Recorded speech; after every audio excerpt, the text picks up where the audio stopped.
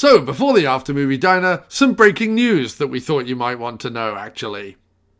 Well-known jewel thief Lisa Lower burglar and Sarah McLachlan heister, Carlos the Hyena, was caught in Paraguay trying to offload a duffel bag full of fake Tracy Chapmans and a very real and mightily pissed-off Fiona Apple that he pinched by mistake from an all-you-can-juice fruit and organic grains party that was happening on a rooftop in the furthest reaches of Queens.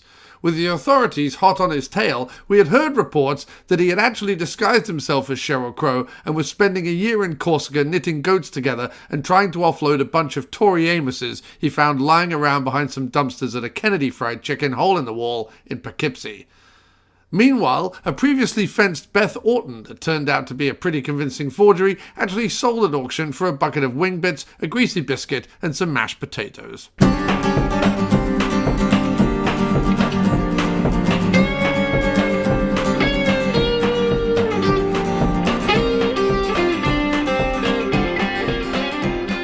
Yes, that's right.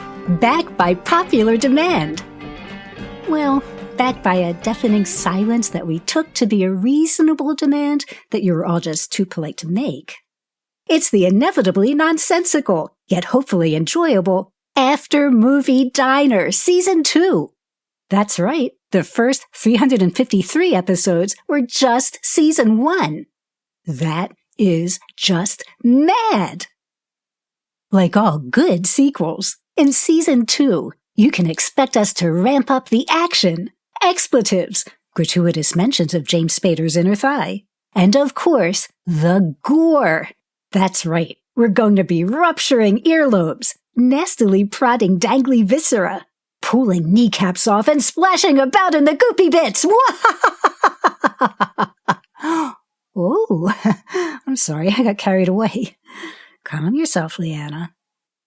In Season 2, your put-upon and rapidly aging host, John Cross, is going to attempt to write, shoot, edit, and score an independent film while talking with his guests about the arduous process and probably a movie or two for good measure. Oh, I do hope there's a part in this thing for me. Something good, something I can really sink my teeth into, perhaps with an accent. And a funny hat. I act so much better in hats. If you enjoy the show and have pursued the recommended treatment from your medical providers, why not support the show on Patreon over at patreon.com/aftermoviediner. You can also donate to the show directly at aftermoviediner.com. Rate and review the show wherever podcasts are found and rating and reviewing is possible. Even a 1-star review provides useful insights on exactly the sort of petty-minded and wretched individual who negatively reviews free entertainment they do not need to be consuming. So, without further dribbling, please put down your lemon meringues, silence your bowels, and rub 2 nearby dogs together for the one, the only. Thank goodness, because any more of him and we'd have to start a call.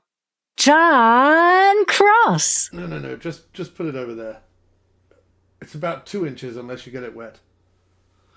Hi, hello, and welcome to another episode of the After Movie Diner. And very exciting before we get on with this week's movie conversation. We're very proud and pleased to say that we not only have an email, but also a voicemail. So that is wonderful news because that means we get to play not one, not one, that would be crazy, but 2 jingles. Let's kick it off with the first one, shall we? Here comes the postman, I wonder what he has for me. Is there something in his big brown sack? I wonder what could it be? Well, I hope the bills it lacks and instead brings me some listener feedback. Or maybe, just maybe, a big bag of crack. Oh, here comes the postman, I wonder what he has for me.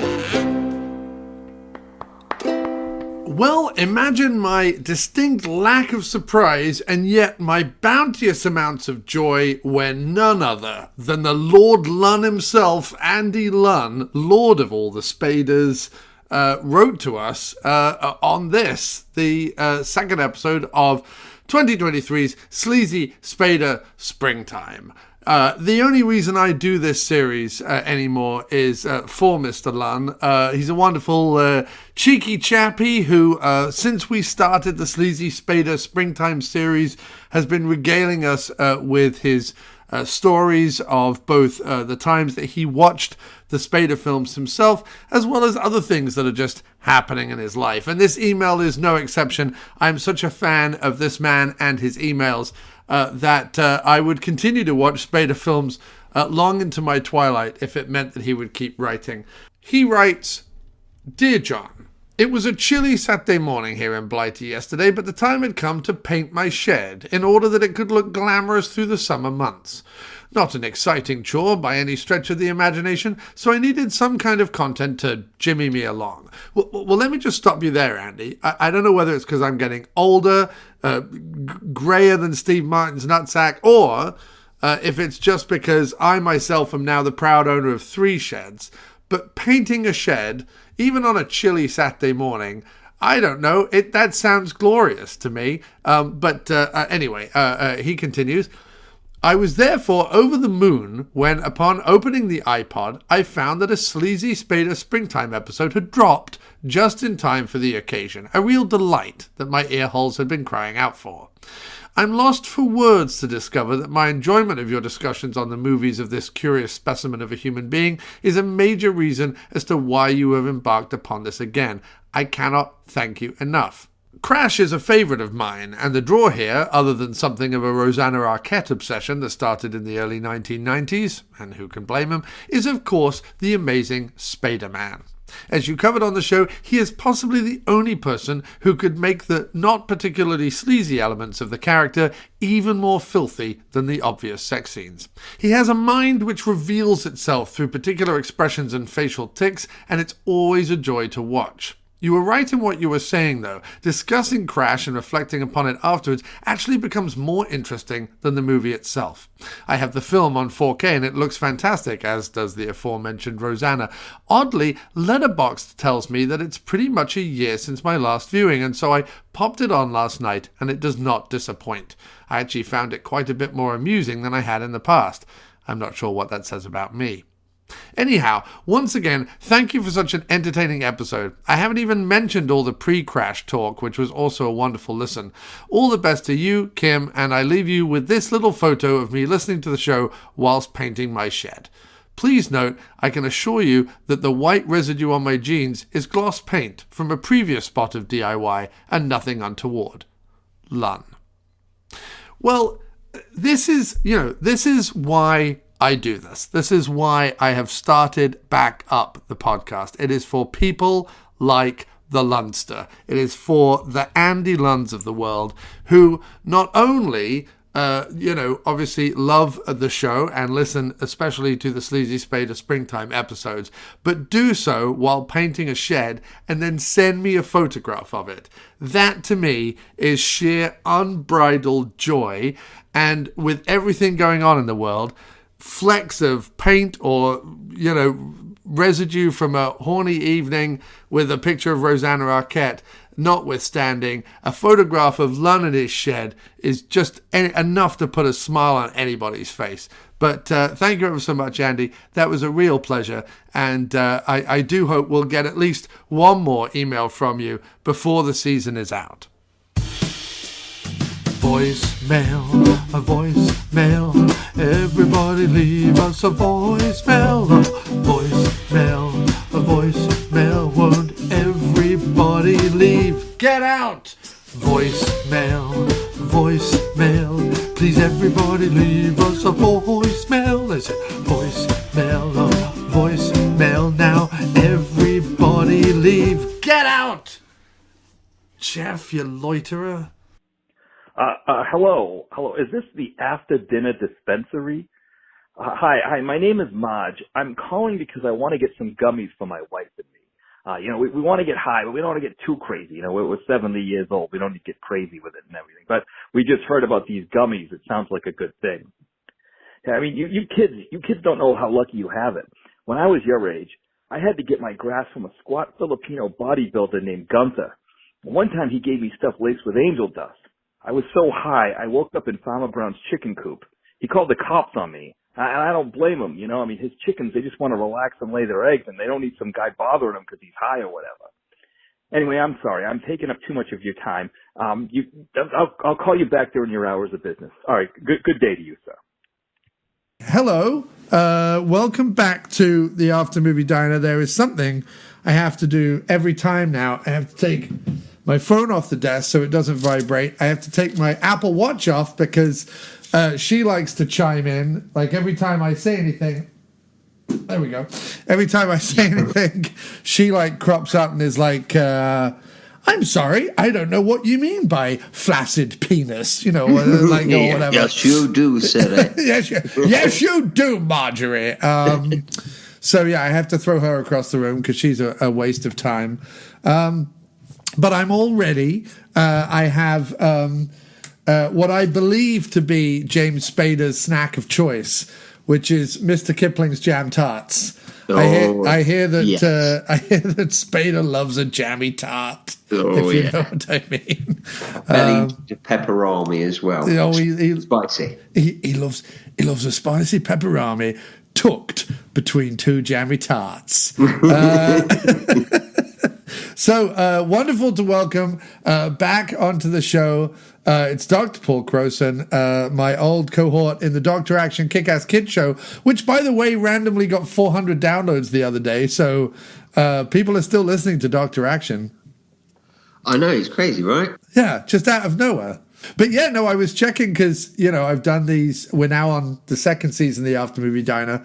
We did 353 episodes. Yeah, it was a long season, that first one, wasn't it? It was. But the first season's always the hardest. The first season is when they're establishing the characters, figuring out the routine. The second season is when it hits its stride, I think. That's what I like to say. One character's got to die. Yeah. So I'm assuming that's what I'm doing back. No, I mean, if anything, so far in the second season, it's Jim Wallace who has been conspicuous by his absence. So it's like I've killed off my co-host. Well, I can't see him anywhere in the background. No. So the thing is Jim Wallace will appear on the second season of the After Movie Diner, but it will only be once I get my butt to New York and we do something in person. He likes the in-person shows. He is not a fan of the Skype shows. So, but it is what it is. I live out in the countryside now. It is what it is. Skype is at least, it's better to have shows than wait for the, once every 4 months that I go in the city and speak to Jim shows. That wouldn't be much of a second season. I'm trying to do these once a week, Paul. That's what I'm trying to do. So, and the theme of the second series, along with obviously film reviews, Sleazy Spader Springtime and all the good things. Oh, it's Sleazy Spader Springtime. Welcome to the show. Oh, it's a Sleazy Spader Springtime. I want you all to know that if you please, there's James Spader Sleaze and it's got nowhere else to go. So loosen all your blouses, give your nose a damn good blow and resist the urge to flee. After all, it's 2023. Sleazy Spader Springtime Show. Oh yeah, it is 2023. Sleazy Spader Springtime Show.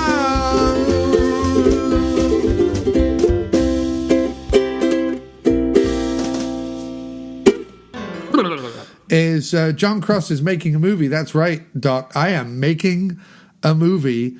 I am writing it as we speak. I'm halfway through the second act. I'm about 40 pages in. Last episode, I was 30 pages in. And so there's not much of an update this week to me making it. I'm still writing it. I'm still excited about it. I still know who the killer is because it's a detective story. Oh, nice. But what? I like a good detective, me. But I think that that we'll be able to talk through today's episode, today's film, The Music of Chance, and talk a little bit about structure because it's a film that doesn't really have any, right? Music of Chance is just like it's like a dream. There's no. It's very 90s. Yeah, it's very 90s, very stream of consciousness. And so when I put it to you, I said, like, hey, I'm doing Sleazy Spader Springtime. Do you want to come back? And I gave you some options. I could have sworn you were going to jump all over Stargate because of the Spader-Russell action sci-fi. But no, you were like, how about we do the music of chance? And the funny thing about it is that because this will be the last Sleazy Spader. You know, we're doing Crash. I'm doing Stargate with John Wallace next, and I'll probably round out the season with Secretary. So the idea was to do, like, the big ones. Let's go out. Yeah. It's the 6th Sleazy Spader Springtime. There's literally only a handful of Spader films that we haven't covered, and they're not particularly great ones.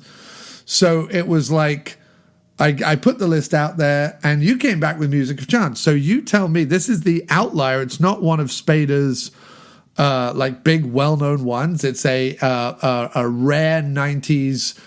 I hasten to call it a gem, but it's a gem in its own way. It's certainly a Spader gem, I feel like. Yeah, it is. It is a gem. It's a gem for Spader. That's what I feel like. It's definitely a gem for Spader. Definitely, because he gets to act. He seems like he's really into the performance. Not to say that James Spader can't act. He can act. But, you know, when you see him playing a sleazy shitbag, you sort of go, that don't seem like it's a stretch. It's not a stretch for old Spades. and don't get me wrong, there is still plenty of sleaze to be had in this performance. But and we'll get into it. But I feel like there has to be sleaze there for Spader to be in it. Yeah. So I just don't think he turns up. He wouldn't show up. No, I think the sleaze in this one, like, for example, we'll get into the plot of it in a minute, but like the prostitute scene, which has no bearing on the rest of the film. They could cut that out. Yes.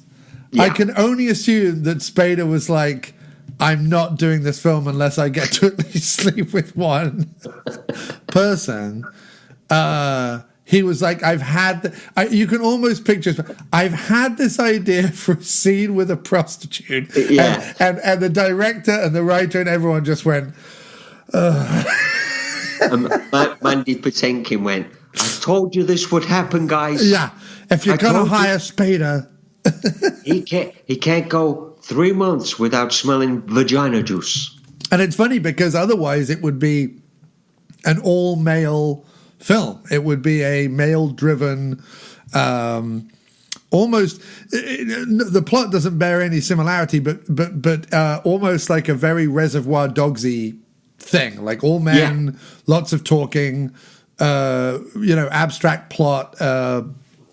Completely different to Reservoir Dogs, but it has that similarity, and it has Chris Penn in it for, again, a very random cameo as Emmett Walsh's son. It's got a really, really strong cast, especially for the 90s. The only guy I don't know is one of the Millionaire guys, Joel Grey. Joel Grey. So he's a Broadway actor who is primarily known for big musicals and things on Broadway back in the 70s. However, he occasionally he has a very controversial role. He has a very Mickey Rooney style role in the Remo Williams movie, the Fred Ward action movie, in which he plays an Asian gentleman. Yeah, I can see that. I can see why they went there. Where it's not quite as offensive a stereotype as Mickey Rooney's, but it's still very offensive. It's still yellow face. When you consider that James Hong was all around going, what the fuck? Yes, exactly. Right, no, exactly. No, but that's a good point. Like, when you consider the fact that if you need an Asian stereotype in an action movie in the 80s or 90s, you've got, any number of actors you could have gone to. The fact that they made up Joel Grey to look like an Asian gentleman is a bit ridiculous. But, yes, so... that's his most controversial role, but he was in an episode of Buffy. He's done sort of some stuff. Right, so he's like, because I'm assuming he was well known anyway. Yes, he's a well known New York kind of theatrical set kind of actor. Yeah.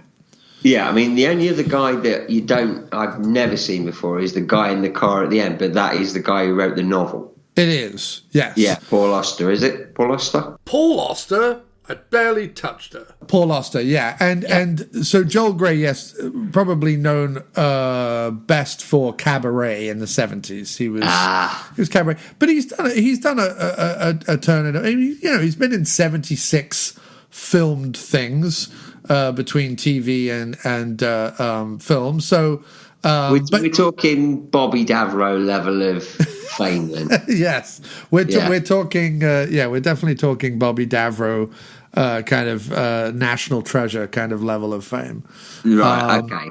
I'm glad I'm there. Yes, but no, he's known. The rest of the cast is rounded out by, well, you've got Spader and Mandy Patinkin as the main duo, a very kind of waiting for Godot kind of duo, because it's sort of this, it's meant to be this sort of back and forth between the two lead players. In fact, when I was reviewing it, the thing that struck me is it's sort of a bit like the dynamic in Withnell and I, sort of. I was thinking that earlier when I was thinking about it. It was kind of like it's Withnell and I if they just met and went on a road trip straight away. Yes. There's some very different characters. If Withnell and I, if Withnell was a excessively sleazy, mustachioed card shark, yeah, and from with a New York accent, James Spader's New York accent, to be fair, sounds like a teenager in a school production of Goodfellas trying to do like a New York hood accent. Yeah, you know what I mean? Like it's all over the shop, and ever so often his real accent creeps in. There's no real. There's accents in New York, and what James Spader's doing is it's all of it.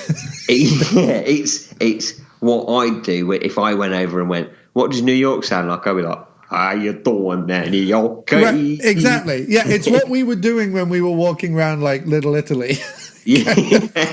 Being like, when you and I were walking around, being like, it's a fugazi. So yeah, he's kind of doing like that New York accent, like kind of a little bit De Niro, a little bit Walken. It's kind of all over the place. Like he's kind of doing that. And it's hilarious because it sounds exactly like a teenager being asked to be like a heavy in a gangster play in a high school. That's what he's trying to do. And it's absolutely hilarious because there's no need for it. Like there's no him being like the fact also it's ridiculous. Like him being a card shark from New York. Like, yes, of course people gambled in New York and whatever, but it's not the gambling town. Like the gambling town is Atlantic City, New Jersey. Like that's really where he would be primarily focused on. And the film is shot in North Carolina. There are some scenes shot in New York, but the film is shot in North Carolina. But I presume is meant to be set like it's either set in upstate New York or it's set in Connecticut. Like that's the only place that a house like that with that kind of land would exist would really be in Connecticut or New York. But it's actually it's shot down in North Carolina. Then we have M. Emmett Walsh, who's the whole film has like a southern feel because you've got him and Charles Durning, both of whom are people will know from Coen Brothers films actually, and their southern portrayal of a southern gentleman, portly southern gentleman, let's just say, and they don't change much in this movie either. It's not like either of them attempt a Connecticut accent. Emmett Walsh has never been like, I'm a big fan of Shakespeare. Yeah. I've done that in the park. He's like, no, you've not. No. Emmett Walsh is like, I'm not changing my accent, my hangdog expression, my general air of confusion. Like, I'm just going to be Emmett Walsh. But you love him for being Emmett Walsh. And he's always been Emmett Walsh. Yeah. There's never been anybody else. He's like cryogenically frozen. Every time he's been in a film, it's like putting him back in the freezer. Yeah, exactly. We don't want to outdo him. No, and he was in, what was he in recently? He both hasn't aged and has aged. Like, he aged when he was 30 and then hasn't aged since. He's like the reverse of Paul Rudd. Like, Paul Rudd hasn't aged yet, but you feel like Paul Rudd will get to, like, 65, and then suddenly, like, boom, age, right? Yeah. M. Emmett Walsh, I think, was 30 and, like, aged and then stayed. Yeah, I think he was probably bitten by Wilfred Brimley. Yes, that's probably what happened. Yeah, Knives Out was probably then the last time I saw him. He played Mr. Prufrock in Knives Out. And again, doesn't look any different than he looks in this movie. No, he's never changed. Still acting today as well. And what's incredible about M. Emmett Walsh is he's actually only 62. That's what's incredible about it.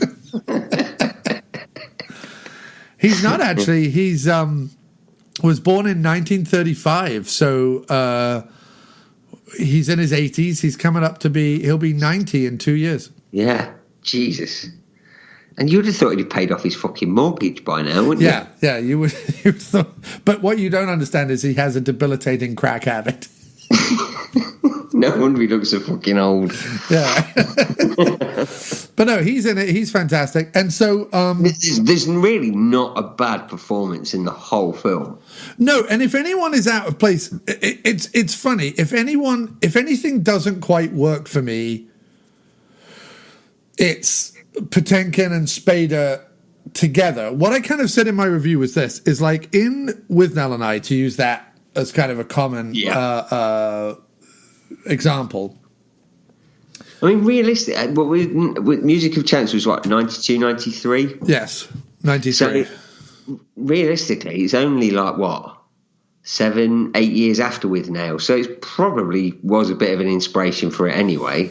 Yeah, I mean, it's so there's lots of inspirations to go into this, and I think because I was racking my brains because the director of this movie almost solely directed documentaries until he directed this movie, and certainly wasn't like a hot young thing in Hollywood or anything. It wasn't like I sort of thought to myself, I was like, well, in the early 90s when the indie boom was exploding, Steven Soderbergh and Richard Linklater and Tarantino and Kevin Smith, was it just that any new director that came along could get a cast together because that cast was thinking, well, shit, this guy could be the next Robert Rodriguez, or this guy could be the next Tarantino. And the script certainly has that, certainly in Spader's dialogue, has that quick patter kind of colloquial writing that could be compared to Tarantino. Yeah, it does feel like James Spader looks like he's taking that shot to be in like sort of this is how I'd probably get into a Tarantino film. Right. Sadly ended up only making 2 Days in the Valley. Right, which is a Pulp Fiction ripoff, right. Yeah. But he does look like he belongs in a Tarantino movie. Well, he ended up in a Rodriguez movie. Isn't he in one of the Spy Kids movies or not Spy Kids? No, the one he made after Spy Kids. It's another kids movie, but Spader plays a villain in one of Rodriguez's like weird movies he made for his kid thing. Might be Shorts, is it, or something like that? Yeah, Shorts or something like that. Yeah, Shorts. He plays Mr. Black in Shorts. Yeah. But yeah, so similarly, so in With Nell and I, like the genius of that casting is that while Richard E. Grant certainly has the showier part, it doesn't work if you don't have the right guy in Paul McGann in I. And Marwood, the I character, is written in such a way that while no, he's not as verbal as With Nell, he has his own character, he has his own interests, he has his own neuroses and anxieties. In this one, similar dynamic, one's a talker, one's not kind of thing. But I just didn't feel like Patinkin really had a character he could hang on, you know what I mean? Yeah, I think that's probably because more that's his character is he's searching for himself, so he's got no character. Right. I think it's all about him finding himself while he's on the road, and this is just sort of like his journey through life. It's the things that I think it's that his wife's left him or something. Yeah, and his daughter's living with his sister at the time or something. Yeah, and his estranged father, who he hasn't seen since he was a child, left him $200,000. So he's just sort of gone out to sort of find himself. Yeah. I mean, realistically, it feels very much like a 70s film made in the 90s.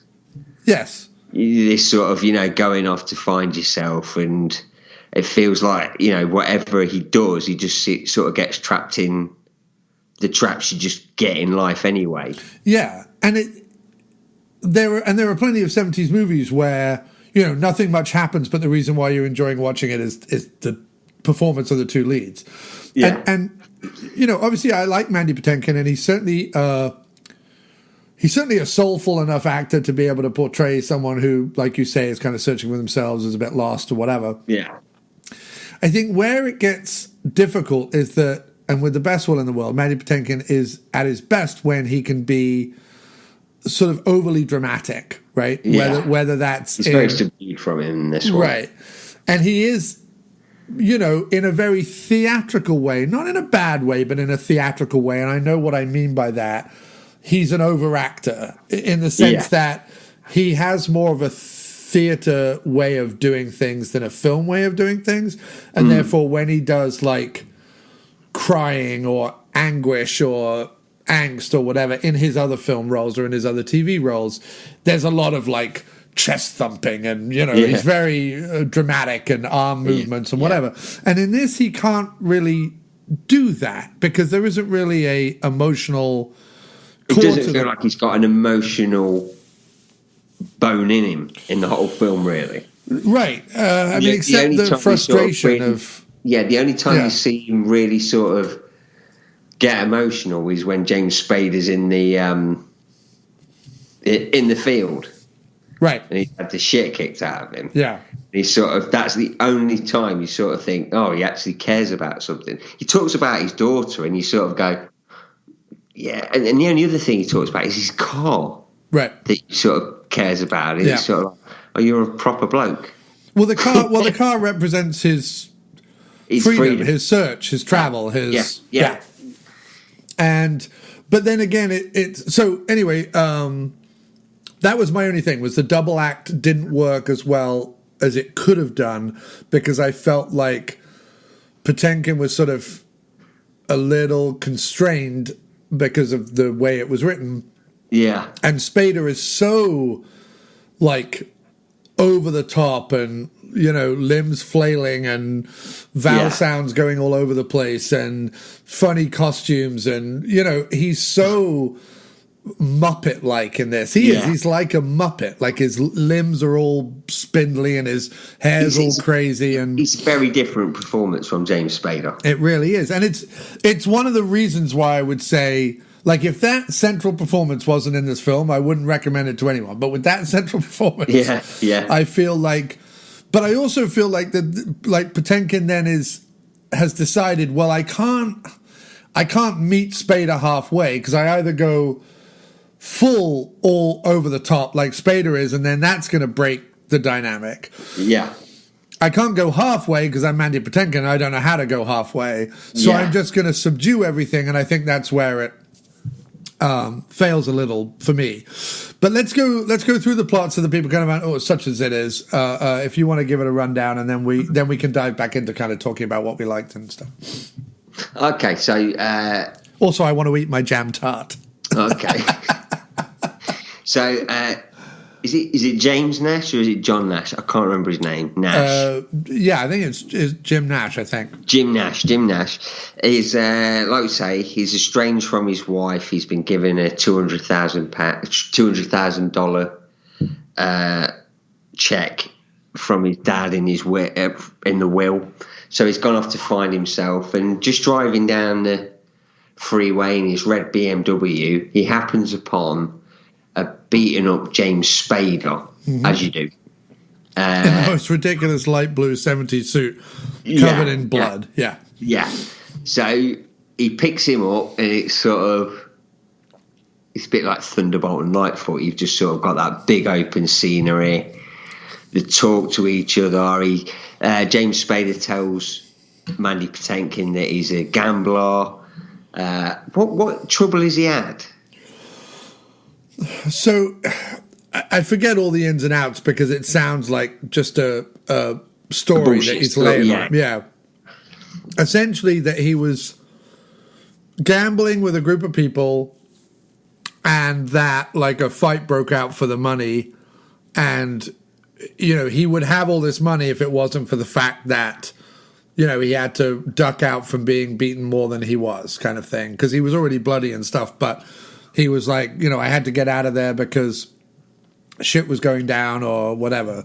But it was to do with gambling. He was up, he made lots of money, but then didn't have any with him because he was screwed over by the guy he was gambling with, and the fight broke out, and the usual. It just sounded like a tall tale, so I was like, whatever, Spades, let's move on. Kind of thing. I didn't remember every beat of it, but right. So James Spader tells Mandy Patinkin that he was on his way to this card game where there's these two rich dudes, Charles Durning and Joel Grey. It's a $10,000 buy-in. And he's on such a good roll that he definitely knows that he can take him for all he's worth, but he's got no money. Yeah.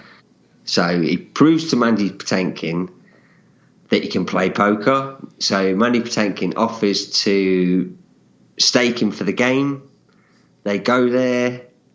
The two dudes are weird as shit. Yeah. He gets shown around the house, and I think they won the lottery or something. Yeah, they won the lottery, and every investment they've made since has, netted them even more money. So they're sort of wealthy beyond that they know what to do with it. And that's rich white dudes. Yeah, and that Spader has played them previously in a game and rinsed them for some of their money. And that comes to play because they say, well, we've taken lessons now and it's not going to be so easy. Yeah. But then they're showing around the house, and Joel Grey has this huge, like, model city of the world. He calls it, but it's really just a city of. It's just really the property they own. yeah. It's how he sees a perfect world, and he's sort of like the god looking down over everything. Yeah. So they have the game again. A scene that doesn't really mean or play into anything, but yeah. Yeah, it's just kind of setting up that they will be overseeing him from right, but they're really only in the one scene, and then they don't show up again, do they? But but their presence is meant to be felt the rest of the film. Yeah, you're meant to think that they're always watching somehow. Yeah, you don't know how, but they're always watching, or through M. Emmett Walsh. Yeah, it's very strange. Yeah, and so. They lose out. They lose big time. And Mandy Patinkin says to them that they can do the odd job because they've shipped over a castle from Europe. So they lose the initial 10 grand buy-in. Yeah. They then lose another 10 grand and Mandy Patinkin's car. Spader blames Mandy Patinkin because Mandy Patinkin goes walking through the house during the middle of the poker game and steals the little figures of Flower and Stone, Joe Grey and Charles Durning's character, from the City of the World thing. He thinks that's bad juju, and that's what's caused them to lose. But yeah, they're in a big hole. They have no way to pay it out, and the old gentlemen propose.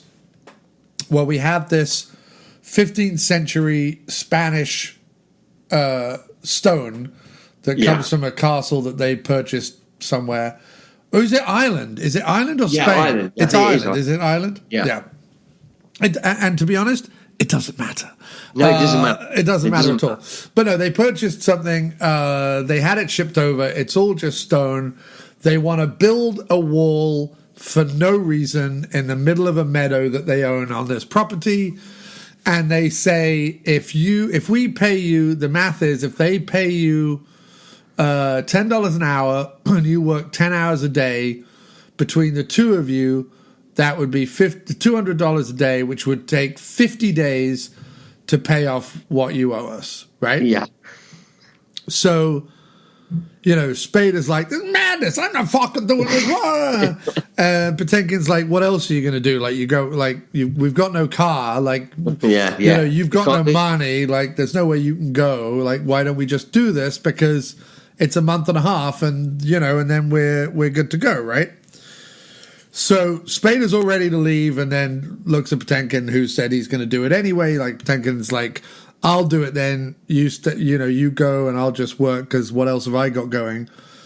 And Spader goes, you'd be half dead if it wasn't for me. Fuck it, I got to help you out, kind of thing. Yeah.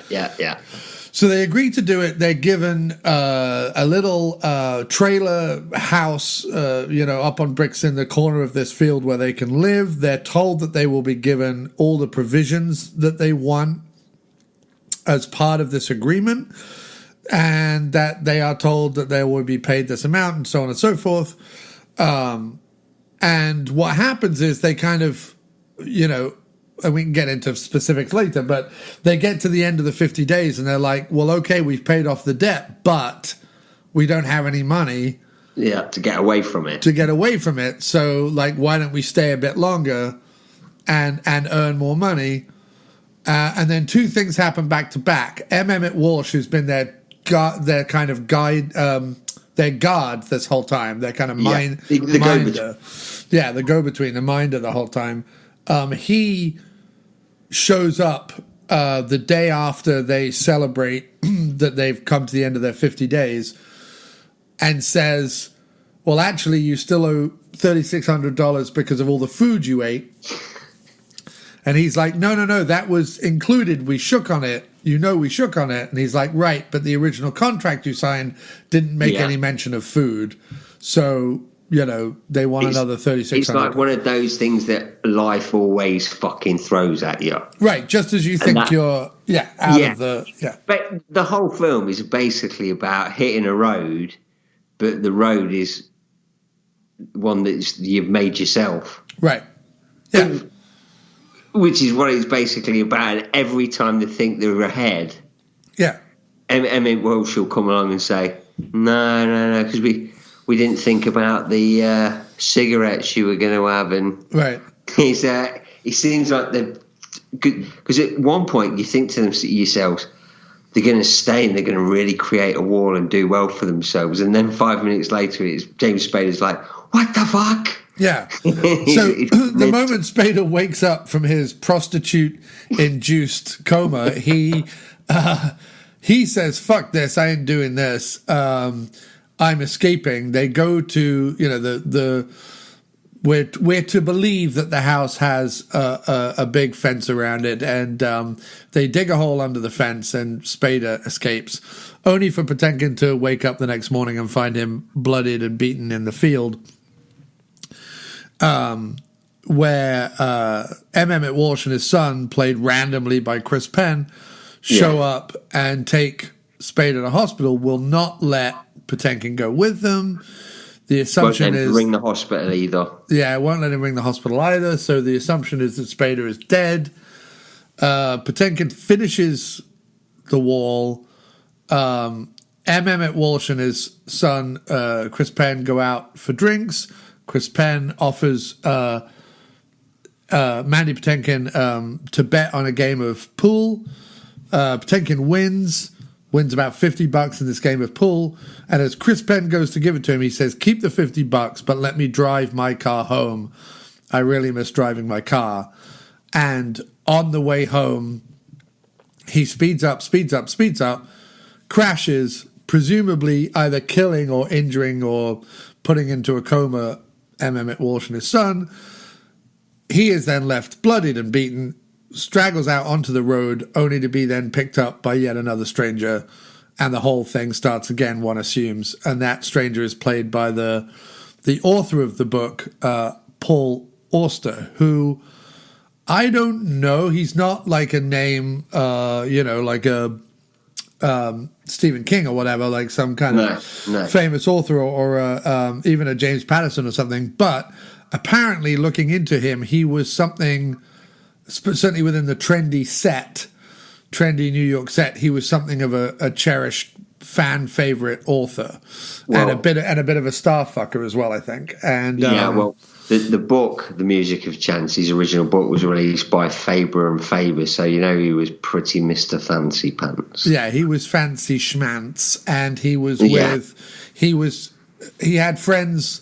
I think in one of the articles I read about him, it was like, he knew everybody from so and so to Lou Reed or whatever. Like he just like hung out in New York. He was one of those New York authors. Had a lot of, listen, the cast may have come on board because of him. Like if anyone is famous outside of the cast in this, it's the author.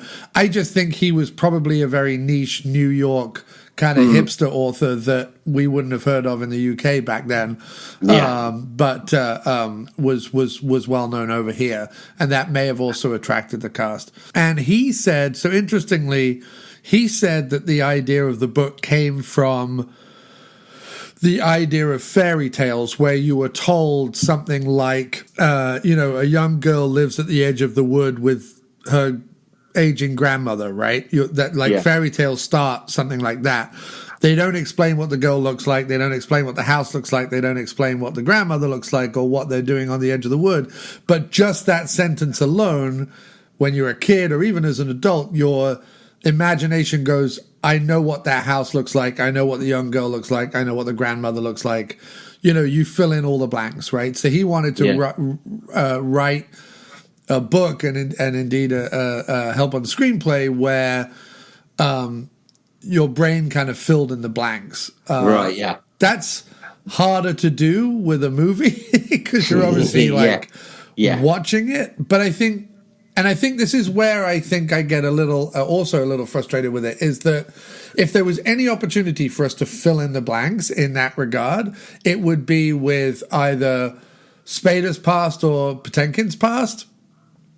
And Spader doesn't really talk about his past outside of the card games he's won. But Patinkin kind of hints at his past a lot, right? Fireman in Boston and taking this road trip and estranged father and blah, blah, blah, blah, blah. And sure, okay, you can probably like put a face to some of those stories or put an image to some of those stories, but a little more of that, like I say, a little bit more of back and forth between the two of them would have maybe lent that air more to the screenplay. The other inspiration is, as I said before, those kind of two-hander plays like Waiting for Godot and other things like that, where it's about the journey, not the destination, or it's about the story, not the conclusion, right? So that's why I put my phone down there, because I'm always getting scam calls.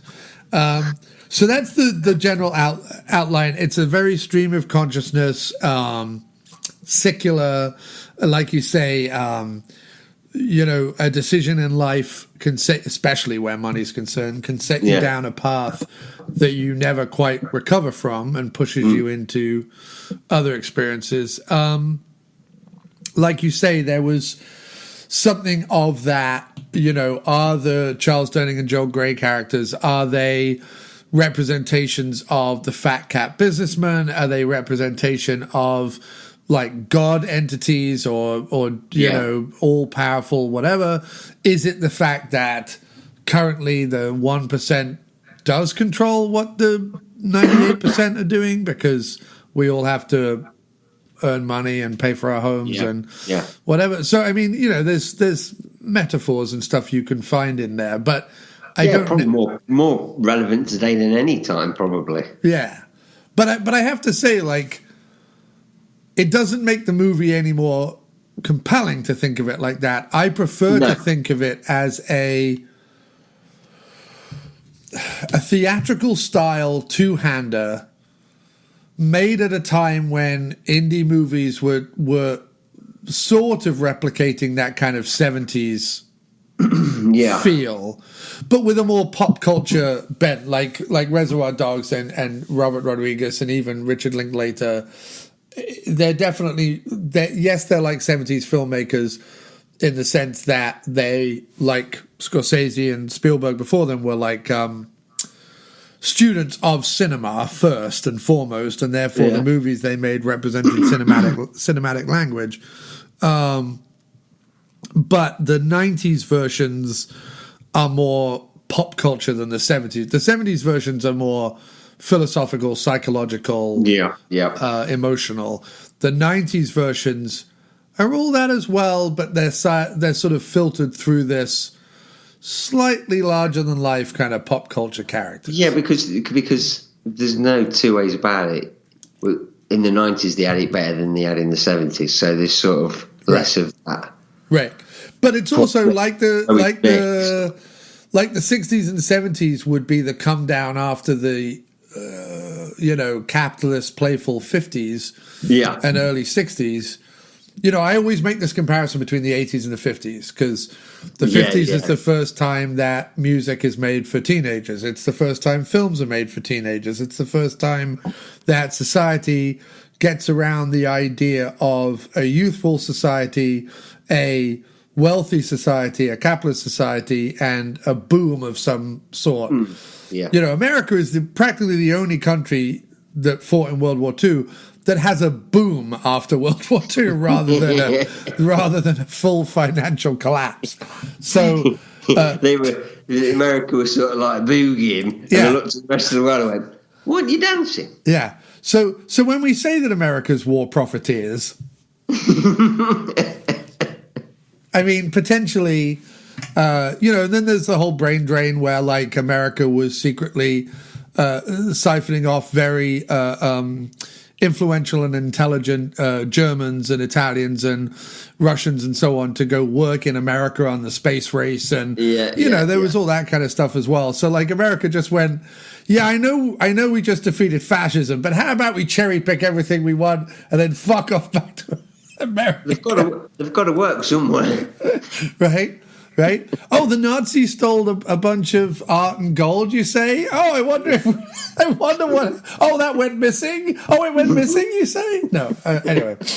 But no, and similarly, the 90s, while you're quite right, they're not a downturn to the extent that the 70s was. They do follow the 80s, which again is sort of the next decade that is teen-focused, blockbuster focused.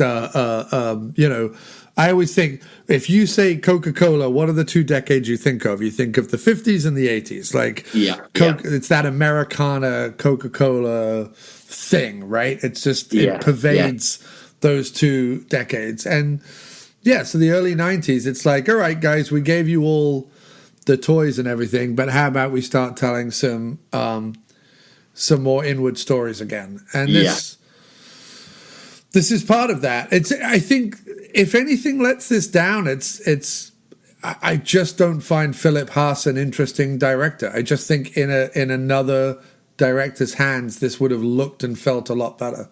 Yeah, I agree. I definitely agree. And I also think once it starts off as a two-hander, but it sort of finishes off where you think to yourself that James Spader was just sort of like a glorified co-star. Right. He doesn't actually offer that much to it in terms of his story or what he's been about. I mean, there's certain bits, but it's more about Mandy Patinkin, where really you want to see him be playing off a bit more against each other. Right, and it's where someone more compelling. It's why I make the With Nan and I comparison, because With Nan and I ends up being a movie about Marwood, not about the I character. For people who don't know that I is called Marwood in the script. Based on Bruce Robinson.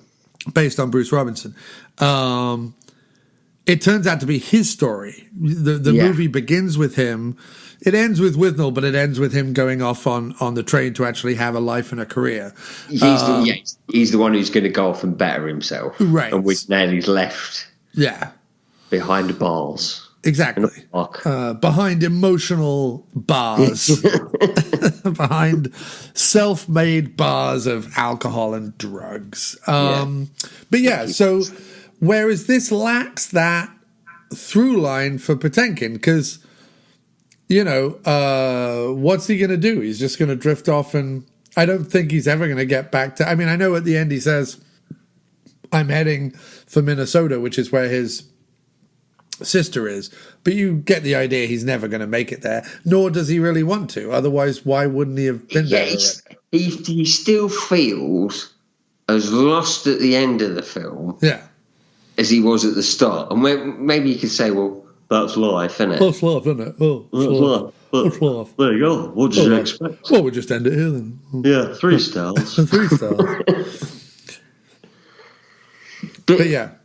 Yeah, but great performances. There's just, like you say, there's just that bit that's sort of, it's you've watched it and you've sort of gone, it's really good, performances are great, it definitely means something, but it's kind of like just,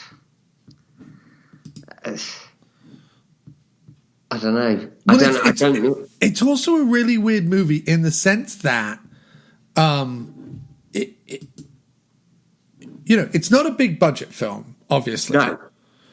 But it has, so 2 things. It first of all, it goes to New York, films in the real New York. There's a whole sequence in New York, which doesn't need to be set there. Everything that happens in New York could happen in the car or could happen in a roadside motel or, you could just be like, we're driving to New York, but it's going to take us a few days. Let's go to a motel. Like, you don't need to go to New York, but the movie goes to New York and has a big scene in New York.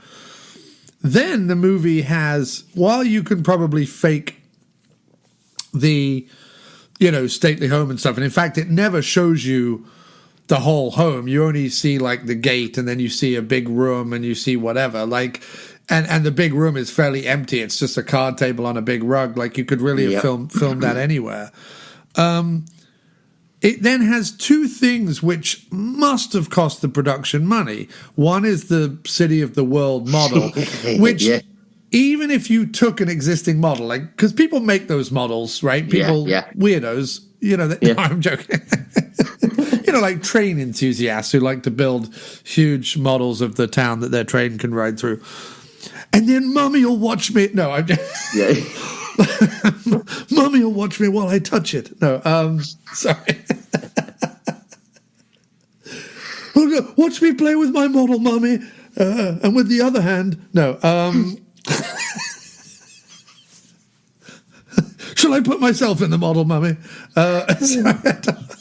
Toot toot, call me Percy. The train's coming, Mummy, and I'm coming too. In the tunnel, Mummy. Anyway, sorry, I'm going to stop.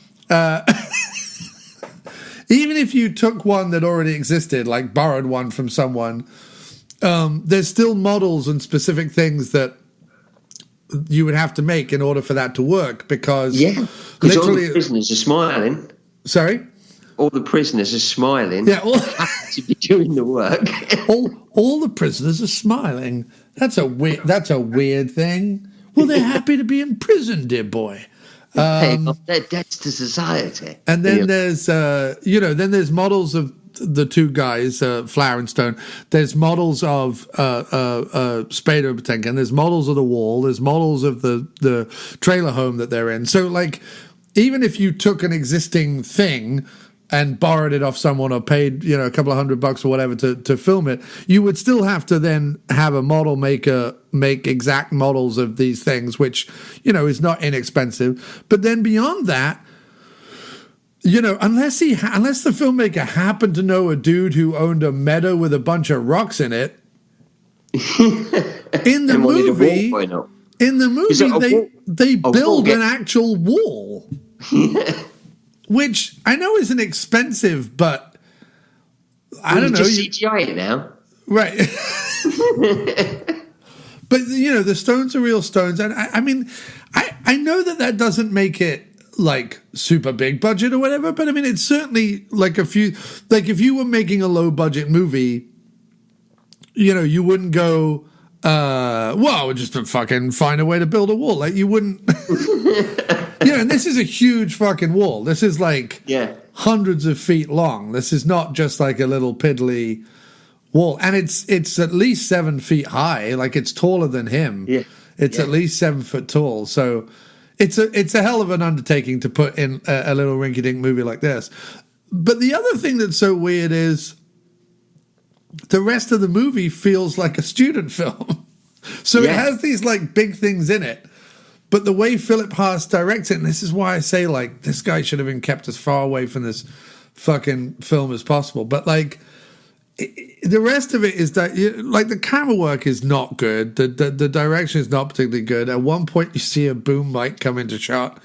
It's a bit like a shonky student film. But then, juxtaposed against the fact that they build a fucking 100-foot long, 8-foot tall wall. You know what I mean? So it's weird. It's weird, is what I'm saying. Well, as a director, he's a great architect because it's a very straight wall. It's an exceptionally straight wall. That's what I will say about it. I tell you what, Philip.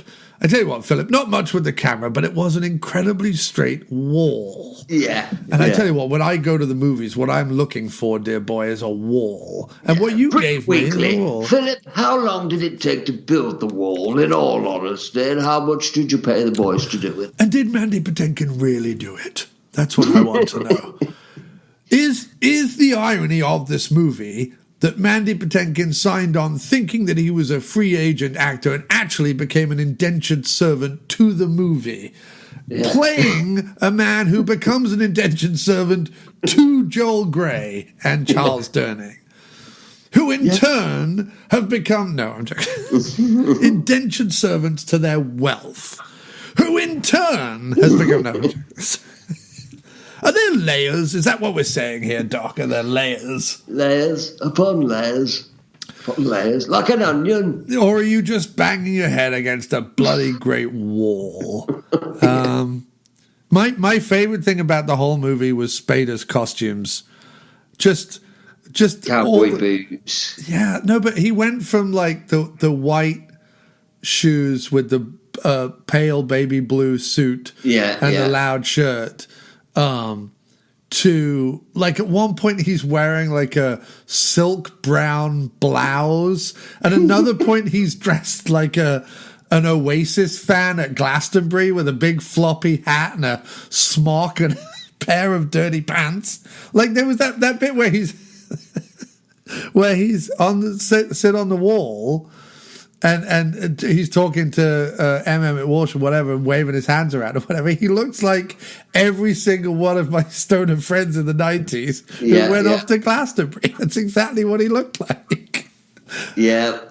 He was in a field. So he was literally in a field. Yeah. I thought any minute now he was going to be like, right, but have you heard Blur's Park Life? You know what I mean?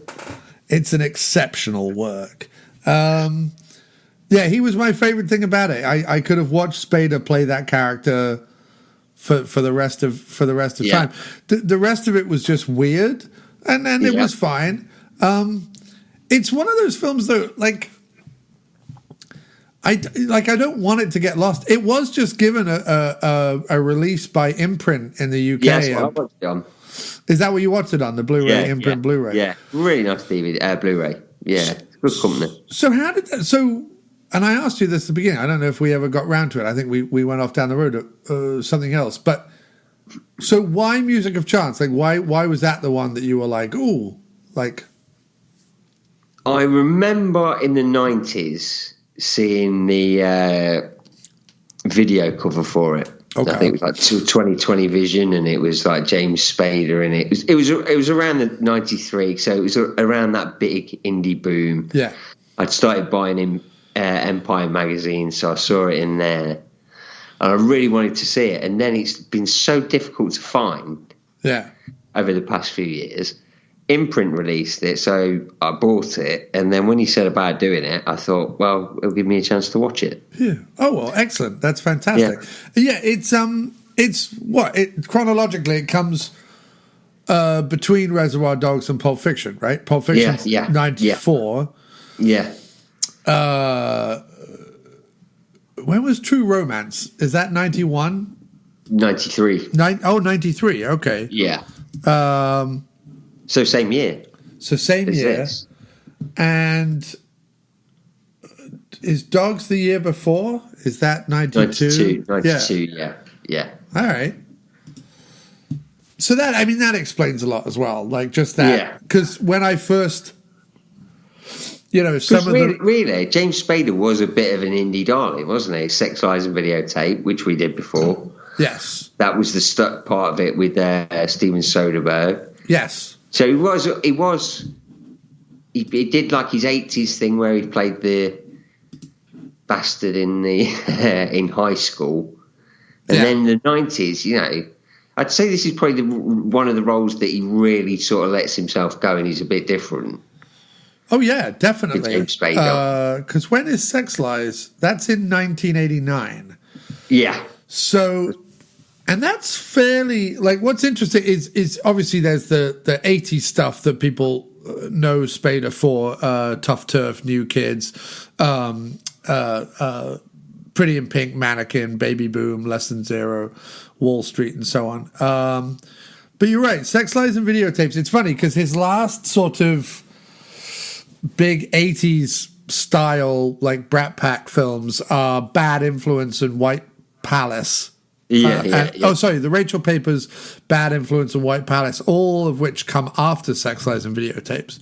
So it's not like he does Sex, Lies, and Videotape and then is like, nope, I am only doing, you know, indie think pieces. He goes right back to being like, you know, sleazing around with He's got to keep being Rob him. Lowe. Yeah. Yeah. But it's such an odd, like when I look at Spader's career, it's such an odd mix between like very low budget, like stuff like Driftwood, which we've covered before on the show, and even things like Keys to Tulsa and this and others that are very, like, they're low budget films that, you know, there's not a lot of money behind them, even though they have like fairly decent casts. Well, it was spent mainly on the cast, I would think. The budget. Right. I mean, Mandy Patinkin was huge. Was he huge on Broadway around this time? Yeah, Mandy Patinkin was big on Broadway. Although he'd already done Princess Bride. Yeah. But then you get, like, it's so weird because sort of he does, in the mid-90s, he does Wolf, Stargate, and Crash, all of which would become, like, huge for different reasons. But cool films. They're big films. 2 Days in the Valley, which was a big rental, but was not a big movie. It was sort of the right there with, you know, the Pulp Fiction ripoffs of the time. Things to Do in Denver, When You're Dead, and all those. Although I do like that one. But then right off the back of that, he does Driftwood, which is literally, it's a two-hander. And it was filmed in Ireland, and it's him and a French bird, and she finds him on the beach, and he doesn't have a memory, and she takes him back to his hut, and, you know, they have sex and everything. Like, it's a very quiet little movie. James Spader film. Yeah. Keys to Tulsa, which is, I don't even know what Keys to Tulsa is. It's part of old ass. It's awful. It's Eric Stoltz and Spader, and it's just awful. And then I always wondered when the two gingers would get together and make a film in there. Oh, they did a couple of things together. They did that, and he's in 2 Days in the Valley with him. Of course he is, yeah. And what else is he in with him? I think he's in one other movie with him as well. Aren't they all in Greasy Lake together? And I'm not kidding. That's an actual... Yeah, he is. He's in a movie called Greasy Lake. And it's greasy because of Spader. Is he? Yeah. Greasy with a Z. Yeah. It's summer vacations just started, and 3 19-year-old friends decide on a night out cruising, heading for Greasy Lake outside LA. It turns out more eventful than they expected. Who's the other ginger? Is it Ed Sheeran? Is it them three? No, it's not. Apparently Tom Waits narrates it. What? All right, I need to see that. Have you not seen this? Yeah, have I not seen that? I need to find. It's only 30 minutes long, so it's not a full movie. Gay porn. Yeah, right. It's called Greasy Lake. Spader's like, I'm in. But no, it's just the fact you probably want to read the script first. Yeah. No. Apologies. We sadly have to pause for some ads. Maybe if more of you supported us on Patreon. But there it is. The After Movie Diner doesn't endorse any of these advertisers. We don't even know what you're going to hear. It's forced technical AI wizardry. And don't fool yourself. None of us are in control. The robots are coming, and they want to sell us insurance. You know, he was in a bunch of big 80s things, like I say, like Pretty Pink Mannequin, Baby Boon, Lesson Zero, Wall Street. You'd think, you know, higher and higher and higher, you'd think he'd done it. But no, then he does Jack's Back, Greasy Lake, Sex, Lies and Videotape, which was obviously a big indie thing, but it's not a big movie. No. The Rachel Papers, Bad Influence, White Palace, True Colors, Storyville. None of these are like, you know, much of anything. I mean, they're fine, but they're not. I mean, I remember White Palace. We all watched White Palace because of Titties, but I mean, apart from that, like, no one watched White Palace because of the plot. You know what I mean? It was just Sarandon's Titties. And then a little bit more like Wolf, Stargate, Crash, 2 Days in the Valley. You're like, okay. And then nothing again. Driftwood, Keys to Tulsa, Critical Care, It All Came True, Supernova, The Watcher, Slow Burn, Speaking of Sex. I mean, all of the Stick Up, all of these are like, no one's watched these movies but me. I'm like the only person to have watched these movies. And by 2003, he's an alien hunter, which isn't even like Sci-Fi Channel levels of I've not seen budget. It, but, and it's just so odd to me that, you know, that he's never really, like, you know, everyone knows who James Spader is, but it's just odd to me. It's like he hit a point where his agent died and he couldn't find another agent. Right. So he's like, his mum just got him the work. Oh, I've got this lovely movie. Have you ever thought about fucking a leg wound? Yeah.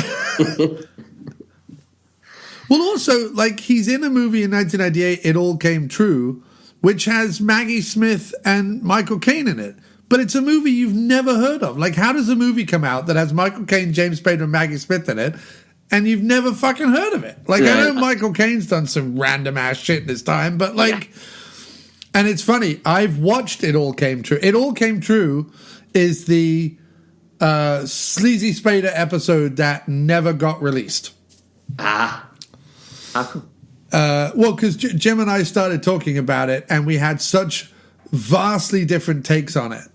Like, Jim fucking hated it. Like, he hated it to his core, and I thought it was kind of funny and stupid, and we could take the piss out of it.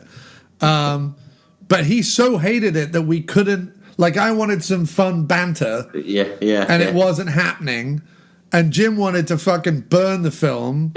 And I didn't want that. So it was one of those where we kind of got halfway through recording and just went, yeah, this isn't happening. You know what I mean? And we just both agreed to, like, you know, agree to disagree, and we moved on. So I've watched it, and it's but it's the Sleazy Spader episode that never was. Yeah. Which is absolutely fine. It's good to have those out there.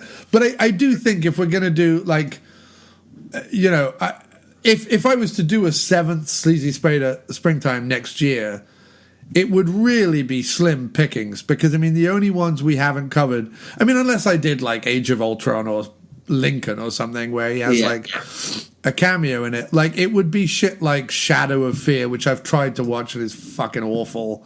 The Pentagon Papers, which, like, is a TV movie, might be worth it because, like, doesn't it have isn't Cusack in it, or is it Cusack in a different one? It might be. Yeah. No, he's not in that one. He's in True Colors, is what he's in. That's it. True Colors. That's with John Cusack in it. Yeah. So I could do, like, True Colors, Pentagon Papers.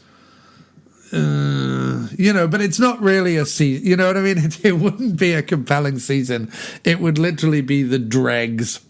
Yeah. Because it would be Shadow of Fear that nobody cares about, Pentagon Papers nobody cares about, True Colors, which has a little bit of interest based on the fact that it's Cusack and Spader, but that's about it. We've covered everything else. I mean, Less Than Zero and Mannequin we did during the Andrew McCarthy episode. That's right. Yeah, we did. Yeah. So it's not technically part of Sleazy Spader Springtime, but I don't know that I would want to go back. There is a Killer in the Family that he did with Robert Mitchum that's available on the Warner Archive collection. Ooh.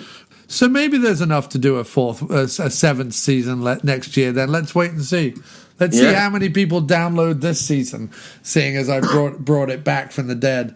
But anyway, any more about Music of Chance or Spader in general, sir, that you would like to talk about? No, it's definitely worth a watch. I think it's definitely worth a watch. I think it might be a film that probably, if you do find something in it and you go back to it, you probably will find more the more you go back to it. Or less. I mean, who knows? I will probably watch it again. I didn't mind it as much. I tell you what it is.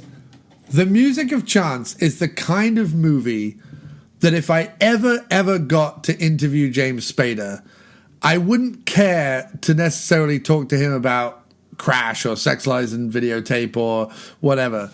I'd want to talk to him about Driftwood and Music of Chance and these kind of movies where you're just like, so what was the thinking there, James? Yeah.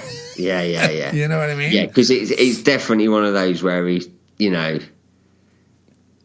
bet they all thought they were going to shit on Cannes that year with that film. Yeah, I bet they probably thought they were coming home with the Palme d'Or. No, I'm sorry. It's just not well directed enough at all at any point. But you know what? I tell you, I was like, it's a good fucking wall. It's a great wall. Great wall, 3 stars. Yeah. No, it's a good movie, and as I said, it has its positives, it has its negatives, but well worth just for the Spader of it, and just for the obscure nature of it. Like, it's just so. Put it this way: if Hal Ashby had made it in the 70s, it would have fucking killed. Yeah, if Hal Ashby had made it, everyone would be like, well, did you see the film Hal made about the 2 men who build a wall? Oh, the metaphors! Yeah. And people would be ejaculating and hitting the roof. It would be Kermode's favourite film. That's what it would be. Absolutely. And Simon Mayo would still be sort of like, what? What do you mean they build a wall? Well, Mayo, understand that there are these things called walls. I do understand what a wall is, Mark. Yeah, I know who Pink Floyd is. Not that wall. I fucking hate those two. I used to like those two and listen to those two a lot, and now I fucking hate them. I never listened to them. So. But that's basically it. Like, Kermode would start reviewing it. So it's James Spader and Mandy Patinkin. They have to build this wall. And Simon Mayo would be like, what do you mean they have to build a wall? He'd be like, well, that's the part of the film. They have to build a wall. Well, it doesn't sound like a very interesting film to me. And everyone listening to it would be like, shut up, Mayo! You fucking penis. And then Mark Kermode would be like, I think it would be better if I played some skiffle over the top of it. Fuck off, Kermode! You fucking toilet. That's what the review of Music of Change would be. Music of Chance would be like. And then M. Emmett Walsh is in it. And then Simon Mayo would be like, how many M's is that? Fuck off! Simon Mayo, you cunt! That's like, it's so easy to do their banter because their banter is so pre-planned. You know what I mean? Yeah. Like wrestling. Yeah. It is. Yeah. Only with less talent. Yeah. But they had their moment, dude. Like, that podcast was big for like a minute. Yeah. I bet they didn't get 400 fucking downloads last month for Martial Outlaw, though. Yeah, right? So Dr. Action episodes still catching the heat, dude. Do you ever think that we'll sit back in those chairs? I would love to do a couple of Burt Reynolds ones. After watching Malone, I would like to do Malone. Yeah.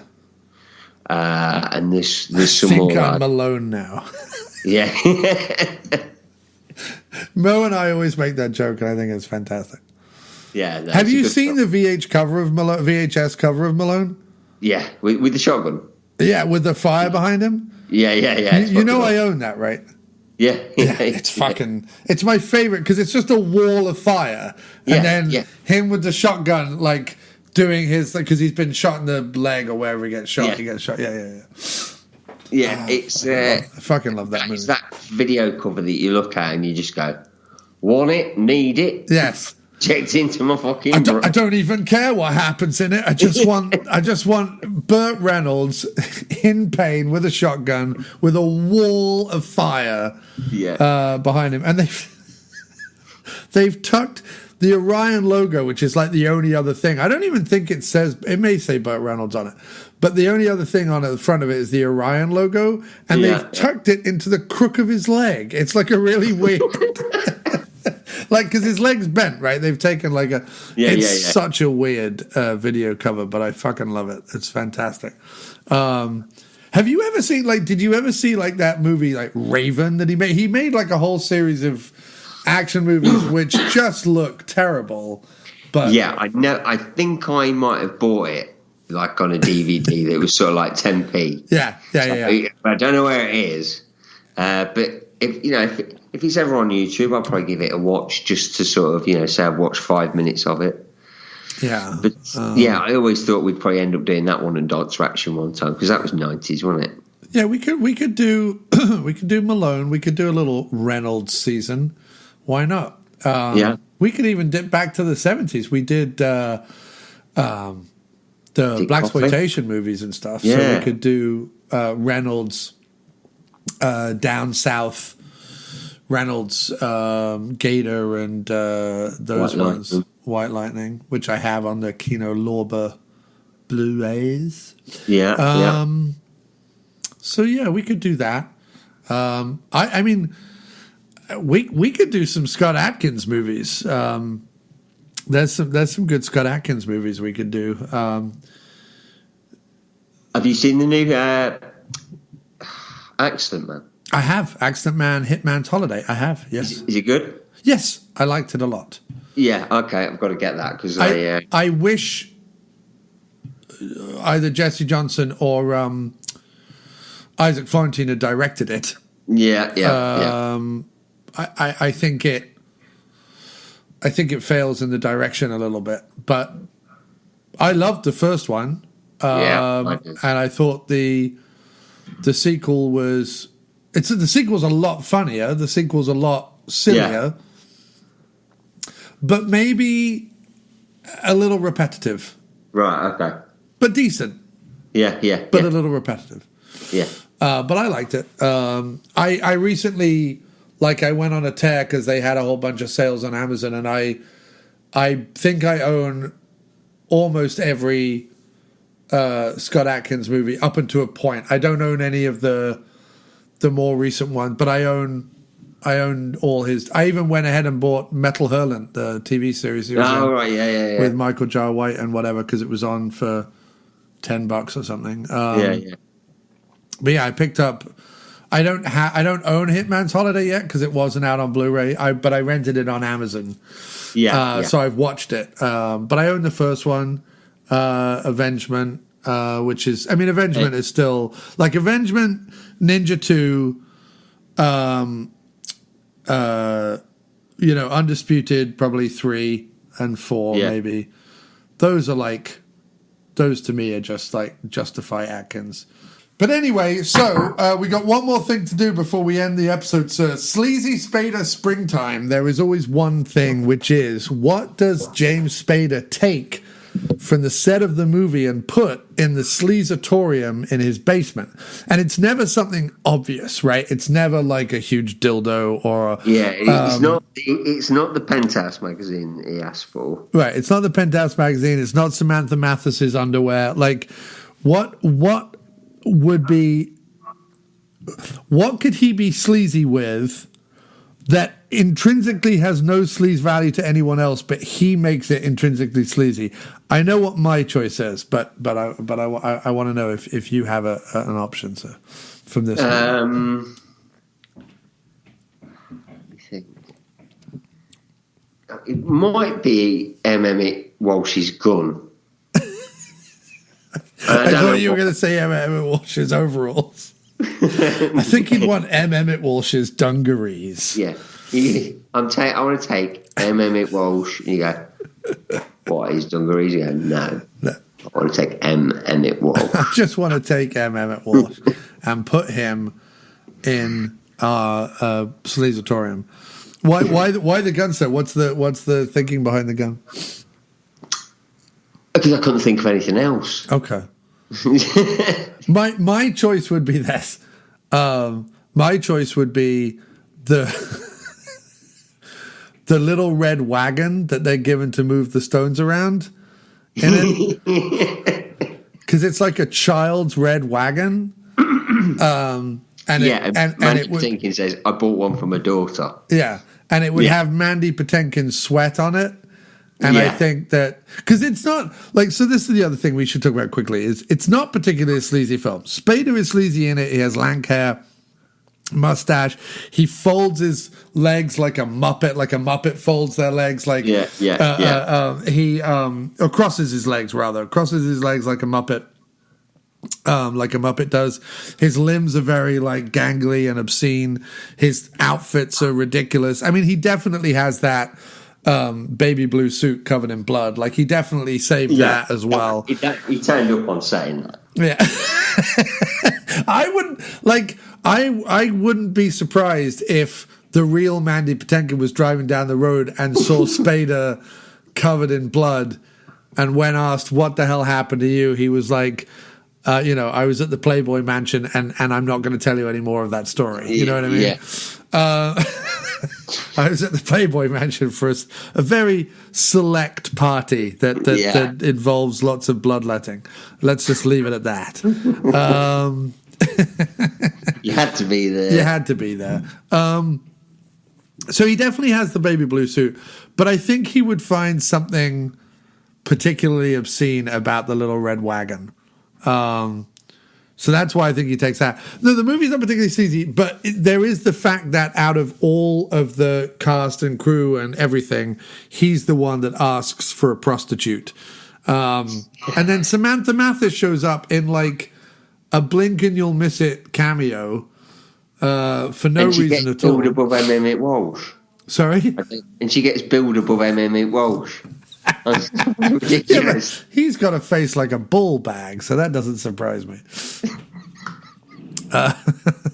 Philip Haas is like, I have listed people in order of beauty, and you have a face like a bull bag. So I'm putting you down the list. I noticed you put yourself after me.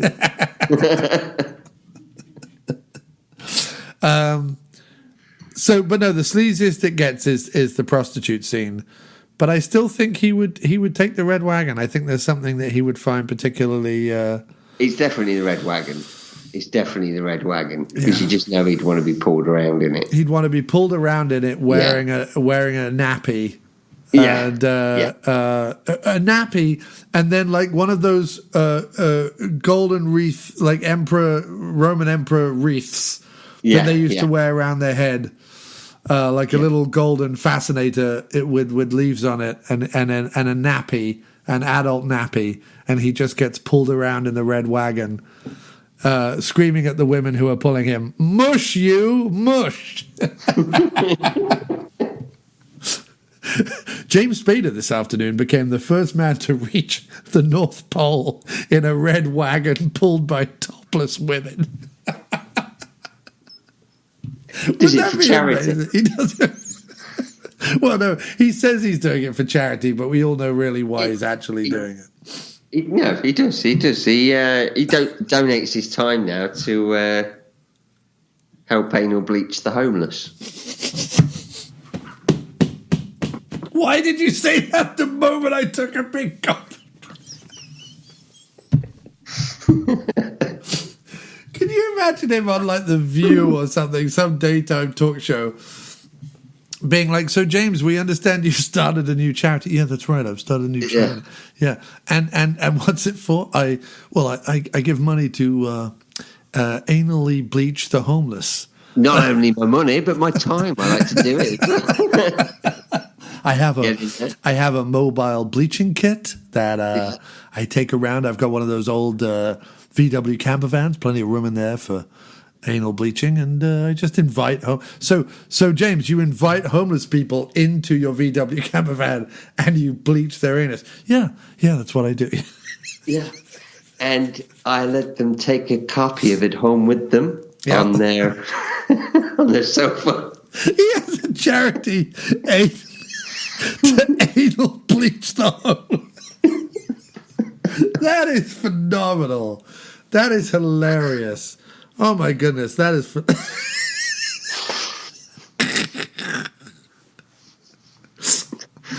I'll do pubic mounds as well at a push. Like if you want to bleach your pubic region, then your pubis, then I'll do that as well if you want. Like I'm easy either way, but I like the anus. Yeah, I'm all about the butt. So do you feed them? Do you give them a shower? No. There are other charities that do that. I'm just anally bleaching. That's all I'm interested in doing. I make sure they get work. Yeah. Well, they get a workout anyway. Yeah. And how many people have you done this for, James? At least 88 at this point. I do about 7 a day, 8 a day, something like that. It's just a hobby. It's a hobby. But I like to give back to the homeless of New York. There'll be no Stargate 2 because I'm too busy at the minute doing that. Doing my anally bleaching charity. I hear Kurt Russell has signed on. Yeah, Kurt has signed on, but I can't be a part of it, I'm afraid. I still love the fact that when asked by David Cronenberg, like, do you think you'll be okay doing Crash? He goes, James Spader's response was, well, I get to fuck everyone. That was his actual response. His actual response was, yeah, it's great. I get to fuck everyone, right? And he's like, yeah. Well, yeah, but not really. No, he's like he just turns up on set naked with a huge stonking erection. He's like, whoa. No. Yeah. No, there's no real wounds here. Yeah. I wonder if he went method. Yeah. Oh, he definitely went method. Yeah. Yeah, he definitely went method. But no, he's like, I get to fuck everyone. And then Cronenberg's like, yeah, basically. And then he goes, even Elias Koteas. I want to make sure that I definitely put it down on paper that I get to fuck Elias Koteas. Okay. I would have thought the fact that you slept with all the women would have been... No. I want to make this very clear and put it in my contract. Yeah. I fuck Elias Koteas. Yeah. What about Holly Hunter? I'll take a leave that. But I want to make sure that the end of the Elias Koteas scene after I fucked him, that he smears cum on his face. Like, I want to make sure that that's a thing. Is that what happens? That happens, yeah. No, I've not watched it yet. There's a lot of well, there's 2 fluid scenes, let's just say. Well, it is Cronenberg, so you do expect it, don't you? Yeah. I mean, you don't see, like, streams. You don't see, He's like... not Silence of the Lambs. No, he's not Meeks. No, you don't see streams of ejaculate, but you see it on fingers and on faces and things, yeah. Yeah. It's a really pointless film. It really is. It's just sex scene, car crash, sex scene, car crash, sex scene, car crash, and then it ends, and you go, that was a lot of sex and a lot of car wrecks. Yeah. And Spader gets to sleep with everyone. I'm trying to think, is there anyone in the film he doesn't have sex? No, he has sex with Holly Hunter, Deborah Kara Unker, Rosanna Arquette's leg wound, and Elias Koteas. So... full-on days for him then, filming that. Yeah. Filming that bad boy. Yeah. Yeah. And he's had sex with Holly Hunter and Deborah Kara Unger multiple times. Multiple times. Always the way. So he takes a little red wagon for Music of Chance. Yeah. And that's been it. That's been our episode on Sleazy Spader Springtime, Music of Chance, available now on imprint Blu-ray in the UK and on import. Doc, any final messages, comments, questions? About the film? About anything, sir. Oh, shout out to my grandson, Arthur Jude Devereaux. Nice. That's it. That's. I just want to say hello to him. So yeah. So that when he gets older, he's going to listen to all of this and then go, "Is that it? Is that it? You make an anal bleaching joke, and then you say." At what age is he going to be allowed to start going through the Dr. Action catalogue? Oh, 6? 6? Yeah. Yeah, why not? Yeah. What is it? Just a few bad words. Just a few bad words. Yeah. Like, looking back, I don't think I swore once. Yeah. I mean, he's not going to get any of the references, but it will be funny when he toddles up to you at the age of 6 and goes, "Who's Michael Winner?" And you're going to be like, "Let me sit you down and tell you a story." All about Mr. Michael Winner. We'll start with Death Wish. Start with an easy one. And then there's only one rape in that, so start with an easy one. Yeah. Going slowly. Yeah. And then we'll you've got to ease in slowly to Winner. There's people said that. That's what they said in the 70s. You've got to ease in slowly with me, dear boy. That's what you have to do. Bit of elbow grease. A bit of elbow grease. Well, I am making a movie, and so if you want to have a cameo in the film I'm making, you just let me know. I'll be a cock double. Yeah, be a cock double, or but similarly, like if there's something you can film like where you are now and like send me the footage, let me know and I'll write it into the script or whatever. But okay, no problem. Anyway, dude, I got to jump for dinner, but lovely jubbly. Thanks for doing this. Love to everybody and speak soon. Yeah, you too, brother. All right, man. Bye now. See you later. Bye. Yes, we've come to the end of the show. That wasn't so bad, was it? You can move forward now with the confidence that you are a survivor. To play us out, here's some new music by Miscellaneous Plumbing Fixtures, which you can find on Bandcamp, Spotify, and wherever music is found. Even TikTok, which we don't understand. We're old and find your childish, vain pursuits confusing. Good night.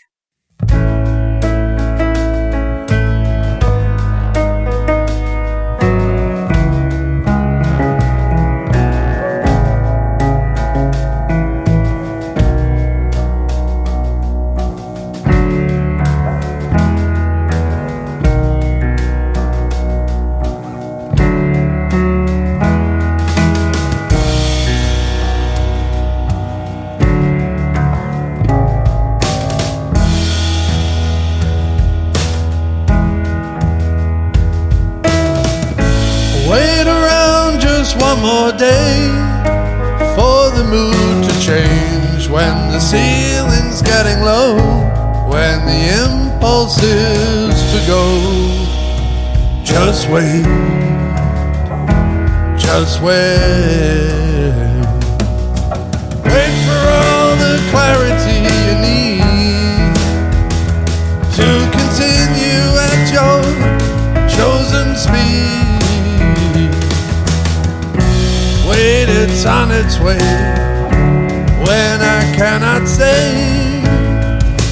Give it one more day.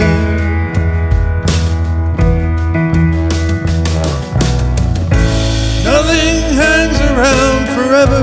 The knot is fraying on the tether, and the times you just gave in when the line gets faint and thin. Just wait. Just wait. Wait for all the colors to reemerge. Wait for all still waters to surge. Wait, it's just the sway. It'll loosen up the clay.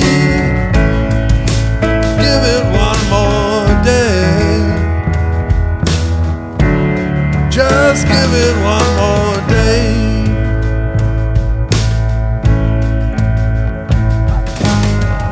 When after all's been said and done, when all the runners have now won, and you're still halfway around the track,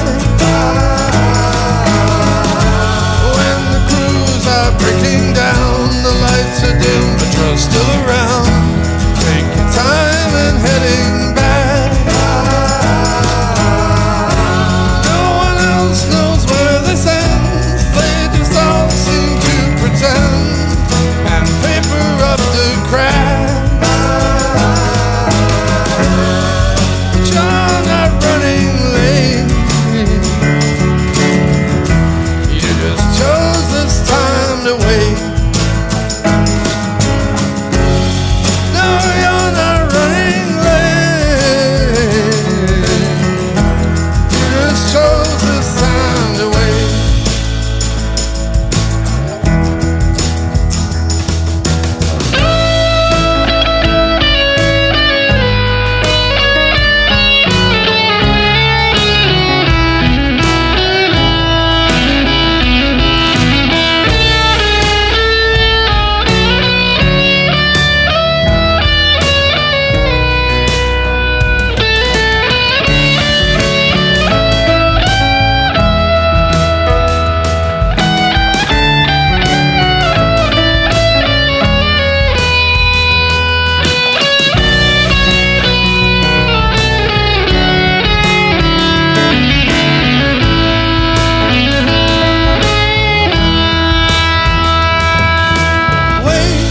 It only caught you in passing, accosted you, avoided asking. A moment in the messy grand scheme, press pause on the dream, and just wait, just wait.